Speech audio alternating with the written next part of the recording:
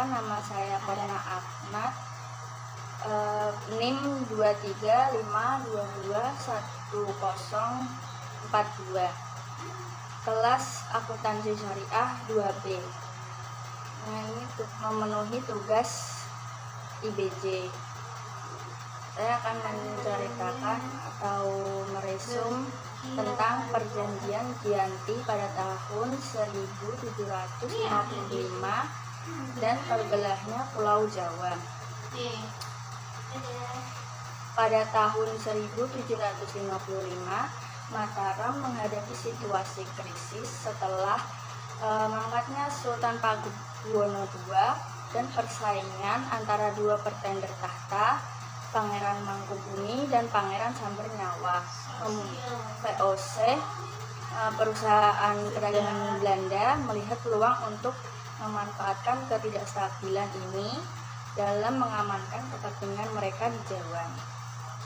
Nah, pada saat itu Pangeran Mangkubumi yang telah diangkat sebagai Adipati Yogyakarta merasa tidak puas dengan posisinya dan bersekutu dengan VOC melawan saudaranya yang menjadi penguasa resmi, yaitu Pakubuwono III. Dalam upaya melawan saudaranya yang menjadi penguasa resmi, lalu mencapai kesepakatan perundingan antara VOC, Pangeran Mangkubumi, dan pihak Mataram berlangsung di Giyanti. Perjanjian Giyanti ditandatangani pada tanggal 13 Februari 1755, membawa dampak yang signifikan terhadap politik Pulau Jawa.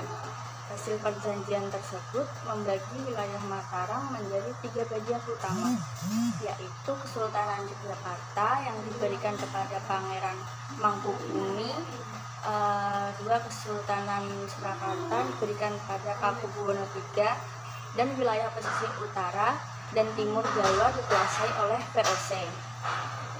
Pembagian ini mencerminkan kepentingan politik dan ekonomi VOC dalam mengendalikan perdagangan rempah-rempah dan menjaga stabilitas di Pulau Jawa.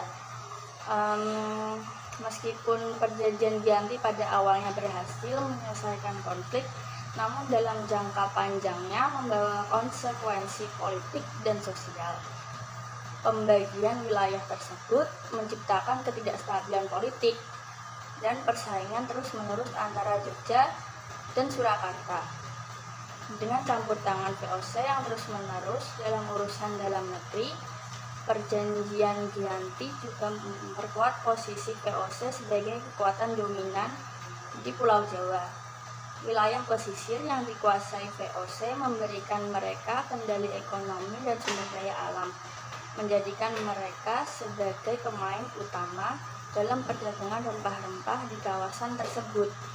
Terlebih lagi, perjanjian ini menandai awal dari kolonisasi dan campur tangan eksternal yang lebih besar di Jawa.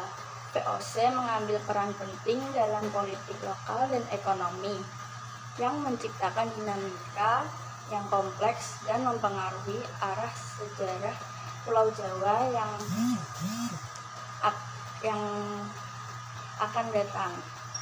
Dengan perjanjian Giyanti, Pulau Jawa tidak hanya terbelah dari segi politik juga, tetapi juga membawa dampak ekonomi, sosial, dan budaya yang meluas, menciptakan dasar bagi perkembangan sejarah Jawa pada periode selanjutnya.